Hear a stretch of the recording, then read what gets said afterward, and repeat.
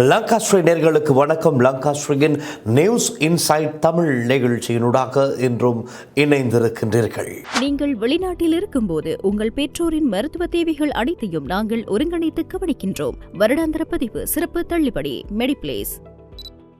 ஊடகத்துறையில் சாதிக்க வேண்டுமா? லங்காஸ்ட்ரீயில் இணையுங்கள். Video editor, content creator, news editor பணிக்கு இப்போதை விண்ணப்பியுங்கள். மே 1 இலங்கையில் பல இடங்களில் தொழிலாளர் தின கூட்டங்கள், மே தின கூட்டங்கள் இடம்பெற்றது. ஆளும் தரப்பின், அதாவது NPP கட்சியின், JVP கட்சியின், அரசாங்கத்தின் மே தின கூட்டங்கள் நுவரெலியா மற்றும் மஹரகம பிரதேசங்களில் இடம்பெற்றது. இந்த இரண்டு இடங்களிலும் தலைமை தாங்கிய, பிரதானமாக உரையாற்றிய ஜனாதிபதி அனுரகுமார திசாநாயக்க சொல்லியிருந்த ஒரு மிக முக்கியமான விடயம்தான், தற்போது அரசியல் ரீதியாக பல பேர் எதிர்க்கட்சியில் இருக்கின்ற அல்லது முன்னாள் அரசியல்வாதிகள் வெளியே இருக்கின்ற பலரும் பல்வேறு விதமான விமர்சனங்கள் அரசாங்கத்துக்கு எதிராக முன்வைக்கின்றார்கள், குற்றச்சாட்டுக்களை முன்வைக்கின்றார்கள், அரசாங்கத்தை வீட்டுக்கு போ என்று போராட்டம் செய்கின்றார்கள். இப்படியெல்லாம் நடக்கின்றது. இது ஒரு வகையான பதற்றம். மே, ஜூன், ஜூலை மாதங்களில் இலங்கையில் என்ன நடக்கின்றது என்று பாருங்கள். காரணம், இந்த பதறிக்கொண்டிருக்கின்ற, அரசாங்கத்துக்கு எதிராக வீணாக பழி சுமத்தி கொண்டிருக்கின்ற, குற்றம் சாட்டி கொண்டிருக்கின்ற, குழப்பங்களை தோற்றுவிக்கின்ற பலருக்கு மிக முக்கியமான பல வழக்கு விசாரணைகள் இந்த மாதங்களில் தான் நீதிமன்றங்களில் எடுத்துக்கொள்ளப்படவிருக்கின்றது. ஆகவே தான் இவர்கள் எல்லாம் அரசாங்கத்துக்கு எதிராக இப்படியான பதற்றமடைந்த குழப்பத்தை உண்டு பண்ணி கொண்டிருக்கின்றார்கள் என்று ஜனாதிபதி அனுரகுமார திசாநாயக்க அன்று மே தின கூட்டங்களின் போது தெரிவித்திருந்தார்.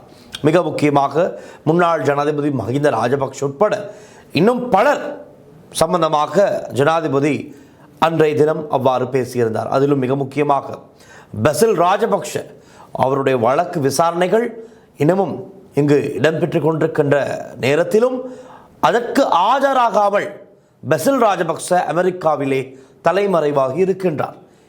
ஆனால் ரெட் நோட்டீஸ், சிவப்பு அழைப்பானை விடுத்தாவது பசில் ராஜபக்சவை நாங்கள் நாட்டுக்கு எடுப்போம் என்று ஜனாதிபதி அனுரகுமார திசாநாயக்க குறிப்பிட்டிருக்கின்றார். இப்பொழுது இந்த விடயமானது சற்று அரசியல் வட்டாரங்களில் பரபரப்பை ஏற்படுத்தி இருக்கின்றது. காரணம், ஜனாதிபதி அனுரகுமார திசாநாயகவுக்கு வழக்குகள் மற்றும் வழக்கு முடிவுகள் எப்படி தெரியும்? ஆகவே சுயாதீனமாக செயற்படக்கூடிய நீதித்துறையிலும் ஜனாதிபதி தலையிட்டுக் கொண்டிருக்கின்றார்களா? ஜனாதிபதியினுடைய உத்தரவுக்கு அமையவா இலங்கையின் சுயாதீன நீதித்துறை செயற்படுகின்றது? அப்படி என்றால் இது எப்படி சுயாதீனம் என்று சொல்ல முடியும் என்றெல்லாம் எதிர்கட்சி தலைவர் சஜித் பிரேமதாஸ் உட்பட பலரும் பல கேள்விகளை இப்பொழுது கேட்டு வருகின்றார்கள். ஆனால் இதற்கு இன்றைய தினம் அமைச்சரவை தீர்மானங்களை அறிவிக்கின்ற ஊடக சந்திப்பில் அமைச்சர் நலிந்த ஜாயதிச ஒரு விளக்கம் கொடுத்திருந்தார். அந்த விளக்கத்தையும் இன்னும் ஒரு சில முக்கியமான விடயங்களையும் இன்றைய நியூஸ் இன்சைட் தமிழ் நிகழ்ச்சியில் விவரமாக பார்க்கலாம். வாருங்கள், நிகழ்ச்சிக்குள் செல்வோம். நியூஸ் இன்சைட் தமிழ் நிகழ்ச்சிக்கு அனுசரணை வழங்கி கொண்டிருக்கிறார்கள் மெடிப்ளேஸ். புலம்பெயர்ந்திருக்கின்ற உங்களுடைய உறவுகள் இலங்கையில் இருப்பார்களாயின் அவர்களுக்கு நீங்கள் மருத்துவ தேவைகள் குறித்து சிந்திப்பீர்களாயின் உடனடியாக நாட வேண்டிய ஒரு இடம் மெடிப்ளேஸ். திரையில் தோன்றுகின்ற இலக்கங்களுக்கு தொடர்பு கொண்டு உங்களுடைய பெற்றோர், பிள்ளைகள் இலங்கையில் இருப்பவர்கள் யாராக இருந்தாலும் அவர்களுக்கு தேவையான அனைத்து விதமான மருத்துவ சேவைகளையும் பெற்றுக்கொள்ளக்கூடிய, அதுவும் சிறந்த முறையில் பெற்றுக்கொள்ளக்கூடிய ஒரு இடம் மெடிப்ளேஸ். நாங்கள் பிரதான விடயத்துக்கு வரலாம். அமைச்சர் நலிந்த ஜாயதிசவிடம் இன்று அமைச்சரவை தீர்மானங்களை அறிவிக்கின்ற ஊடக சந்திப்பில் அங்கு கூடியிருந்த ஊடகவியலாளர்கள் இவ்வாறு கேட்கின்றார்கள். அமைச்சர் அவர்களே, ஜனாதிபதி அனுரகுமார திசாநாயக்க மே தின கூட்டத்தின் போது அவருடைய ஆதரவாளர்களுக்கு, கட்சி ஆதரவாளர்களுக்கு குறிப்பிடுகிறார், வழக்கு விசாரணைகள் எதிர்வரும் நாட்களில் பல வழக்கு விசாரணைகள் இடம்பெறவிருக்கின்றது. இதில் வருகின்ற முடிவுகளை பார்த்து அனைவரும் கைத்தட்ட, கரகோஷங்களை எழுப்ப தயாராக இருங்கள் என்பதைப் போல ஒரு உரையாற்றியிருக்கின்றாரே. இந்த வழக்கு விசாரணைகள் மற்றும் அதன் முடிவுகள் ஜனாதிபதிக்கு எப்படி கூற முடியும்? அது எப்படி சாத்தியம் என்று கேள்வி கேட்கின்றார்கள். அதற்கு நலிந்த ஜாயதிச குறிப்பிடுகின்றார், இது ஒரு பப்ளிக் நாலேஜ், பொது அறிவு, ஒரு காமனான விஷயம். நீதிமன்றங்களில் இடம்பெறுகின்ற வழக்கு விசாரணைகள் குறித்து ஊடகவியலாளர்கள் பலர் அவதானிக்கின்றார்கள். அது சம்பந்தமான செய்திகளை வெளியிடுகின்றார்கள், எழுதுகிறார்கள். அவை இவற்றை பின்தொடர்ந்து நாங்கள் பார்த்தோமானால், ஆய்வு செய்து ஆராய்ந்து பார்த்தோமானால் அதன் அடுத்த கட்ட நடவடிக்கைகள் எப்படி இருக்கும், அதே போல எதிர்வரும் நாட்கள் தினங்கள் எப்படி தெரியும் என்பதையெல்லாம் நாங்கள் தெரிந்து கொள்ளக்கூடியதாக இருக்கும் என்று ஒரு விளக்கத்தை கொடுக்கிறார். அதோடு சேர்த்தான் இன்று அவர் ஒரு விடயத்தை முன்வைக்கின்றார். ஜனாதிபதி மாத்திரமல்ல, எனக்கும் தெரியும், நானும் சொல்கிறேன் கேளுங்கள் என்று ஒரு பெயர் லிஸ்டையே வாசிக்கின்றார். அதாவது இந்த பெயர் லிஸ்டில் இருப்பவர்களுடைய முக்கியமான மிக வழக்கு விசாரணைகள் மிக விரைவிலே இந்த மாதம் அடுத்த மாதம் அளவிலே விசாரணைக்கு எடுத்துக்கொள்ளப்படவிருக்கிறது.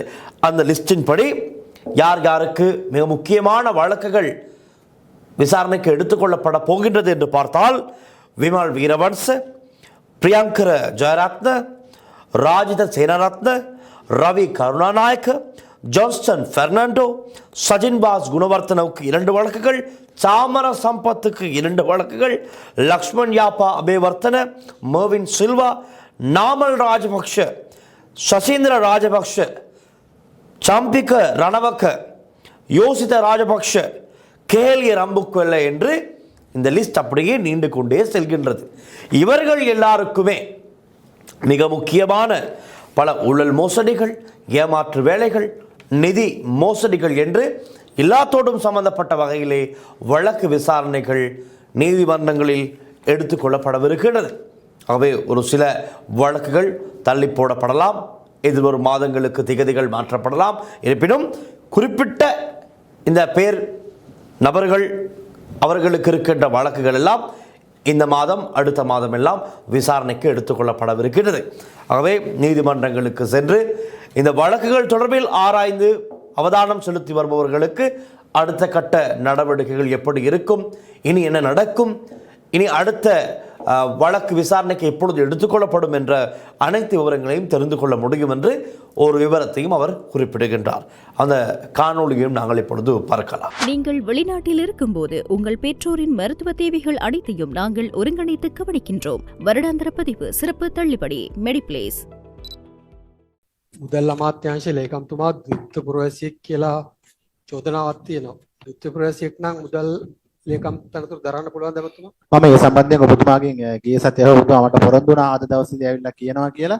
ඒකට අලුත් තොරතුරක් මට ලැබුණා. මේ 2010 වර්ෂයේ පෙබරවාරි මාසයේ තමයි ඔහු ඕස්ට්‍රේලියානු පුරවැසිභාවය ලබාගෙන තිබෙන්නේ. දැන් අවුරුදු 16ක් වෙනවා. එතකොට 2024 තමයි ඔහු පාර්ලිමේන්තුවට තීරීපත් වීම සහ ඔහුගේ නියෝජ්‍ය අමාත්‍ය ධූරය ලබා ගැනීම සිදුවන්නේ. එතකොට මේ කාරණාත් එක්ක ද්විත්ව පුරවැසිභාවය සහ අර කලින් අහපු ප්‍රශ්නත් එක්ක පුතාව ඔහු පාර්ලිමේන්තුවේ මන්ත්‍රීවරයෙක් සහ නියෝජ්‍ය අමාත්‍ය ලෙස කටයුතු කරන අවධියේදී හෝ මුදල් අමාත්‍යාංශයේ ලේකම්වරයා ලෙස කටයුතු කරන අවධියේදී ඔහු ද්විත්ව පුරවැසියෙක් නම් ඇත්තටම ඔහුට එරෙහිව අධිකරණ ගන්නත් පුළුවන්. ඒ නිසා ඔහු ද්විත්ව පුරවැසියෙක් නොවේ. මම ඉතාම වක්කීමෙන් කියන්නේ ඔහු මේ තනතුරු දරන කිසිම අවස්ථාවකදී ද්විත්ව පුරවැසියෙක් නොවේ. දැන් සාකච්ඡාවට බඳුන් වුණාද?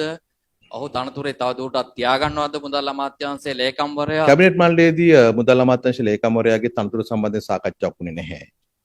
එම වෙන අවශ්‍යතාවයකුත් නැහැ. මොකද මුදල් අමාත්‍යාංශය මේ පිළිබඳව තොරතුරු වාර්තා වුණාට පස්සේදී මුදල් අමාත්‍යාංශයේ ලේකම්වරයා ඇතුළු ඒ මුදල් අමාත්‍යාංශයේ කළමනාකාරීත්වය නැත්නම් ඒ ඉහළ නිලධාරීන් තීන්දුව කළා තමයි මේ සම්බන්ධයෙන් ක්‍රියාමාර්ග ගත්තේ. අපරාධ පරීක්ෂණ දෙපාර්තමේන්තුවට සර්ට් එකට පැමිණිලි කරන්නේ මේ මුදල් අමාත්‍යාංශයේ ලේකම්වරයාගේ අනුදැනුම සහිතව. ඒ වගේම මේ සම්බන්ධයෙන් ඔබ දැනගන්න කලින්ම අභ්‍යන්තර පරීක්ෂණයක් සිදු කරන්නේ නිලධාරීන් 4 දෙනෙක්ගේ වැඩතහනම් කරන්නේ ඒ අමාත්‍යාංශ ලේකම්වරයාගේ අනුමැතිය සහිතව තමයි. අමාත්‍යාංශ ලේකම්වරයාගේ අනුදැනුමකින් තොරව මේ සම්බන්ධයෙන් පැමිණිල්ලක් යන්නේත් නැහැ. ඒ මුදල් අමාත්‍යාංශය විසින්ම හඳුනාගත් ක්‍රියාවලියක සිදුවීමක් තමයි මුදල් අමාත්‍යාංශය විසින් පරීක්ෂණ කරන්න පටන් ගත්තේ. මුදල් අමාත්‍යාංශය විසින්ම තමයි 5 එකක් තියෙනවා 26 එකක් තියෙනවා 22 ඔහොම තියෙනවා. ඉතින් කොයි එකද කියලා දන්නේ. සාමාන්‍ය නොලෙජ් එකෙන් අපිට එහෙම කියන්න පුළුවන්කම තියෙනවා ඇති. ඒක තමයි තත්ත්වය. ඒ නිසා කිසි බලපෑමක් බාධාවක් නැහැ. නඩු ටික වෙනවා. වැදගත් වෙන්නේ நடு ටිකමයි සිද්ධ වෙන එක. அந்த வகையில் தான் அமைச்சர் நலிந்த ஜெயதிச குறிப்பிட்டிருந்தார். வழக்கு விசாரணைகள் விரைவாக இடம்பெறுகின்றது. எல்லா வழக்குகளும் இப்பொழுது துரிதமாக விசாரிக்கப்பட்டு வருகின்றது. அவர்களுக்கான தீர்ப்புகளும் வழங்கப்படும். அதற்கமைய எல்லாமே சிறப்பாக இடம்பெற்று கொண்டிருக்கின்றது. எந்த விதமான அழுத்தங்களோ எந்த விதமான வேறு விடயங்களோ எதுவுமே இல்லை. நீதித்துறை சுயாதீனமாக செயற்படுகின்றது. அது இடம்பெறுவதைப் போலத்தான் அந்த திகதிகள் சம்பந்தமான விடயங்கள் எல்லாம் சொல்லப்படுகின்றதாக அமைச்சர் நளின் ஜெயதிச குறிப்பிட்டிருந்தார். அதே போல அரின் பெர்னாண்டோ, முன்னாள் பாராளுமன்ற உறுப்பினர் அரின் பெர்னாண்டோவும் இன்று ஊடகங்கள் முன்னால் வந்து ஒரு கருத்தினை குறிப்பிட்டிருந்தார். ஜூன் மாதம் 1ஆம் வாரம் அல்லது 2ஆம் வாரம் ரணில் மீண்டும் அரசியல் நடவடிக்கைகளில் ஈடுபடுவார் என அரின் பெர்னாண்டோ தெரிவித்திருக்கின்றார். ஏற்கனவே தெரியும், ரணில் விக்ரமசிங்கவுக்கும் மிக முக்கியமான ஒரு வழக்கு விசாரணை இடம்பெற்று கொண்டிருக்கின்றது. அது சார்ந்த விடயங்களை இப்பொழுது ஆதாரங்களை எல்லாம் திரட்டி கொண்டிருக்கிறார்கள். ஏற்கனவே பல ஆதாரங்கள் இருக்கின்றது. 166 லட்சம் அரச பண, மக்கள் பணம் வீண் விரயம் செய்திருக்கின்றனர். அதாவது இவருடைய தனிப்பட்ட விஜயத்துக்காக பயன்படுத்தியது அது வீண் விரயம்தான். ஏதாவது மக்கள் நலனுக்காக, அரச பணிக்காக, அரசு தேவைக்காக அவற்றை பயன்படுத்தியிருந்தால் கூட பரவாயில்லை. ஆனால் தன்னுடைய மனைவியினுடைய பட்டமளிப்பு விழாவுக்கு செல்வதற்காக டிரான்சிட்டில் செல்வதாகத்தான் கூறினார்கள். ஆனால் அந்த டிரான்சிட்டிலிருந்து, விமான நிலையத்திலிருந்து 200 கிலோமீட்டர் தொலைவில் தான் அந்த பட்டமளிப்பு விழா இடம்பெற்ற காலேஜ் இருந்திருக்கின்றது.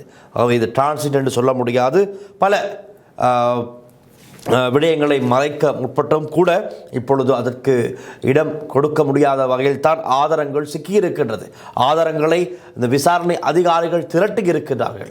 இதன் காரணமாக இந்த வழக்கும் சற்று ஸ்ட்ராங்காகத்தான் சென்று கொண்டிருக்கின்றது. பார்க்கலாம் இது எப்படி இருப்பினும். மீண்டும் ஜூன் மாதம் 1ஆம் வாரம் அல்லது 2ஆம் வாரத்திலிருந்து முன்னாள் ஜனாதிபதி ரணில் விக்ரமசிங்கவும் அரசியல் செயற்பாடுகளில் ஈடுபடுவார் என்று சொல்லப்படுகின்றது. அவர் இனிவரும் நாட்களில் எப்படியான அரசியல் செயற்பாடுகளில் ஈடுபடுவார்? அரசாங்கத்திற்கு இது ஒரு சவாலாக மாறுமா? மீண்டும் ரணில் விக்ரமசிங்க அந்த அரசியல் செயற்பாடுகளில் ஈடுபட இப்பொழுது சிகிச்சைகளை பெற்றுக்கொண்டு ஓய்வில் இருக்கின்றார் ரணில் விக்ரமசிங்க அவருடைய வீட்டிலே. அதன் காரணமாகத்தான் அன்றைய தினம் வழக்கு விசாரணைக்கும் அவர் நீதிமன்றத்துக்கு வருகை தரவில்லை. ஆனால் ஜூன் மாதம் இருந்து தொடக்கம் இவருடைய அரசியல் செயற்பாடுகள் நடைபெறும் என்று சொல்லப்படுகின்றது. இந்த விடயம் அரசாங்கத்துக்கு சவாலாக அமையுமா இல்லையா? எது எப்படி நடக்கப் போகின்றது? வழக்கு விசாரணையின் முடிவுகள் எல்லாம் எப்படி அமையப் போகின்றது?